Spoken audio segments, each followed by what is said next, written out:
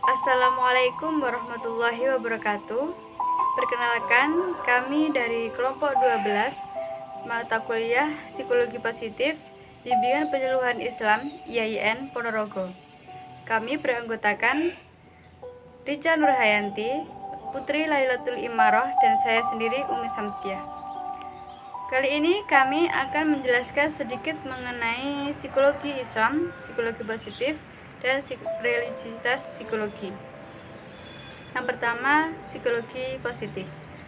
Psikologi positif adalah aliran baru dalam psikologi setelah psikoanalisa, behaviorisme, dan humanisme.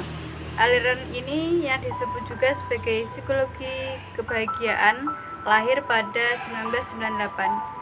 Martin Seligman adalah pendiri psikologi positif sekaligus presiden Asosiasi Psikologi Amerika atau APA.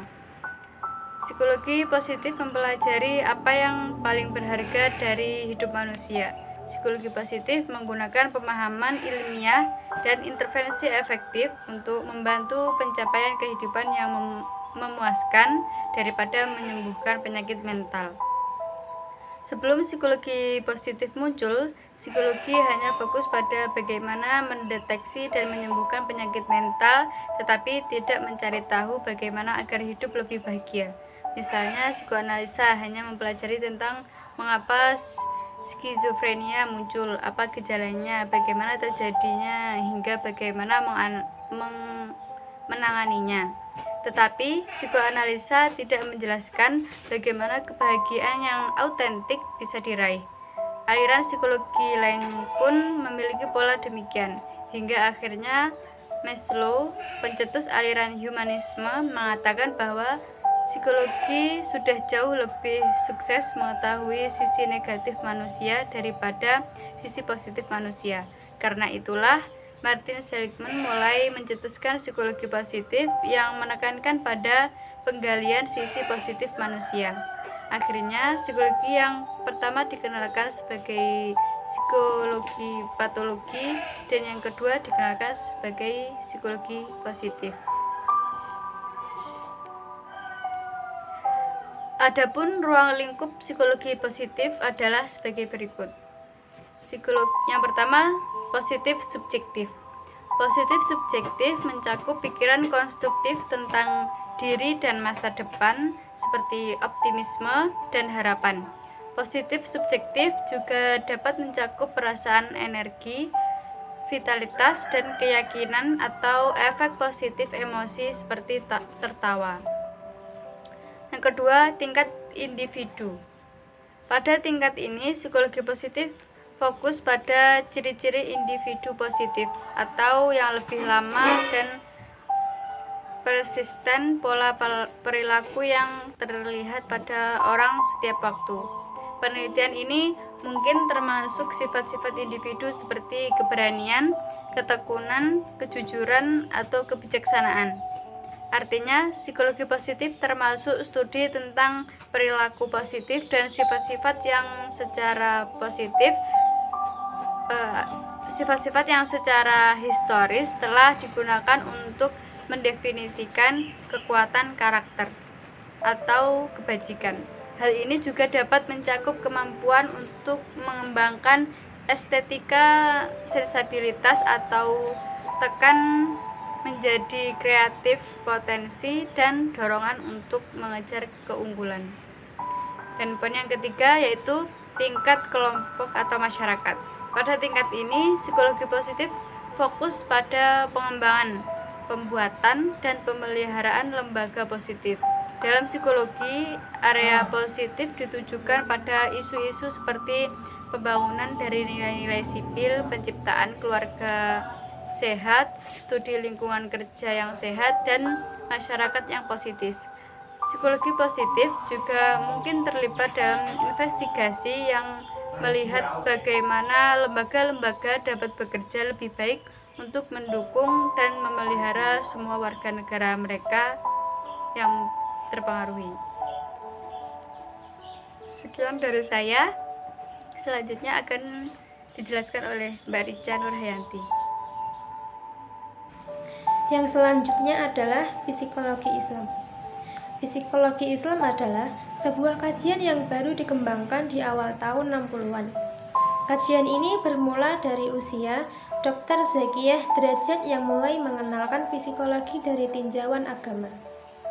Namun, baru pada tahun 1994, melalui Simposium Nasional para peminat psikologi Islam, akhirnya dikumpulkan dan muncullah kesepakatan untuk menanamkan pengetahuan baru tersebut dengan nama psikologi Islam. Setelah sebelumnya banyak nama diusulkan, di antaranya adalah psikologi Qur'ani, psikologi tasawuf, dan lain sebagainya. Sejarah munculnya psikologi Islam. Kajian akan manusia berawal dari sejarah manusia itu sendiri. Beberapa referensi Al-Quran mengungkapkan relevansi psikologis dalam narasi Al-Quran tentang kisah dua putra Adam, di mana salah seorang dari mereka, Qabil, melakukan pembunuhan atas saudaranya Habil. Ruang lingkup psikologi Islam. Kajian psikologi secara umum adalah mengkaji perilaku manusia. Namun secara khusus kajian psikologi Islam memiliki ciri khas yang tidak dimiliki aliran psikologi lainnya. Baharudin mengungkapkan bahwa psikologi Islam adalah sebuah aliran baru di dalam dunia psikologi yang mendasarkan seluruh bangunan teori-teori dan konsep-konsepnya kepada Islam. Ciri khas psikologi Islam. Yang pertama, bahwa psikologi Islam merupakan salah satu dari kajian masalah-masalah keislaman. Ia memiliki kedudukan yang sama dengan disiplin ilmu keislaman yang lain, seperti ekonomi Islam, sosiologi Islam, politik Islam, kebudayaan Islam, dan sebagainya. Yang kedua, bahwa psikologi Islam membicarakan aspek-aspek dan perilaku kejiwaan manusia. Aspek-aspek kejiwaan dalam Islam berupa al-ruh, al-nafas, al-qol, al-aql, al-damir, al-lub, al-fuad, al-sil, al-fitrah, dan sebagainya. Masing-masing aspek tersebut memiliki eksistensi dinamisme, proses, fungsi, dan perilaku yang perlu dikaji melalui Al-Quran, As-Sunnah, serta dari khazanah pemikiran Islam.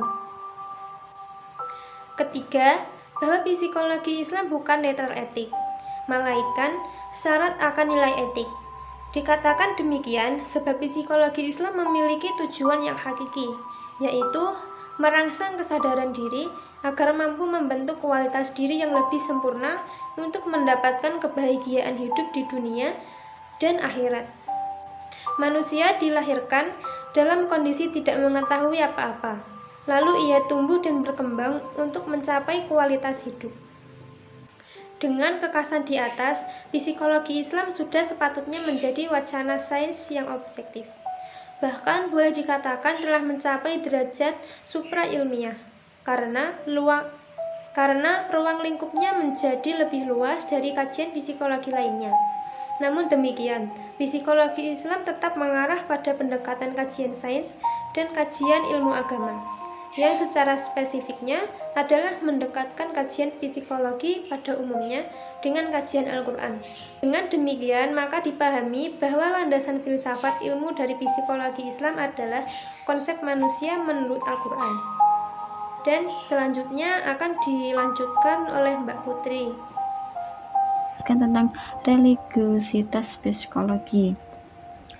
Psikologi merupakan cabang ilmu atau pengetahuan yang di dalamnya mempelajari atau mengamati tentang kejiwaan, sikap, perilaku, mental, serta hubungannya dengan lingkungan sosial seseorang.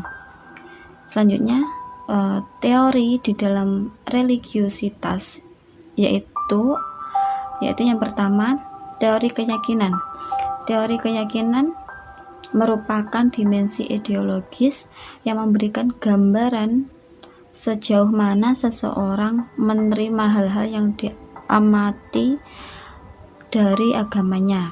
Yang kedua, teori kepribadian dan praktek agama, yaitu tentang teori ini merupakan dimensi ritual di mana seseorang wajib menjalankan ritual sesuai agamanya.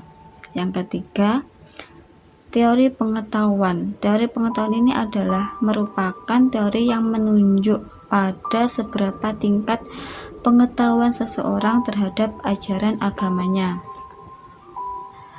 Yang keempat yaitu teori penghayatan. Teori ini menunjuk pada seberapa jauh tingkat seseorang dalam merasakan dan mengalami perasaan-perasaan dan pengalaman yang bersifat religiositas tersebut. Yang kelima yaitu ada beberapa faktor yang mempengaruhi religiositas tersebut, yaitu ada faktor internal. Faktor internal ada beberapa, yaitu yang pertama faktor hereditasitas, yaitu faktor tingkat usia, faktor kepribadian, faktor kondisi kejiwaan, faktor pengaruh pendidikan, faktor pengaruh pengalaman, dan faktor pengaruh pemikiran. Yaitu selanjutnya ada faktor eksternal, yaitu ada faktor ketingkat lingkungan keluargaan, lingkungan konstitusional, dan faktor lingkungan masyarakat.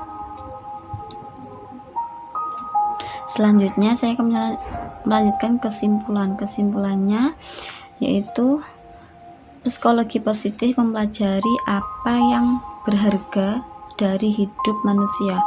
Psikologi positif menggunakan pemahaman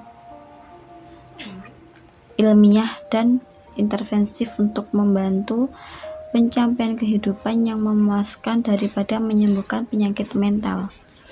Selanjutnya, psikologi Islam adalah sebuah aliran baru dalam dunia psikologi yang mendasarkan seluruh bangunan teori-teori dan konsep-konsepnya kepada Islam.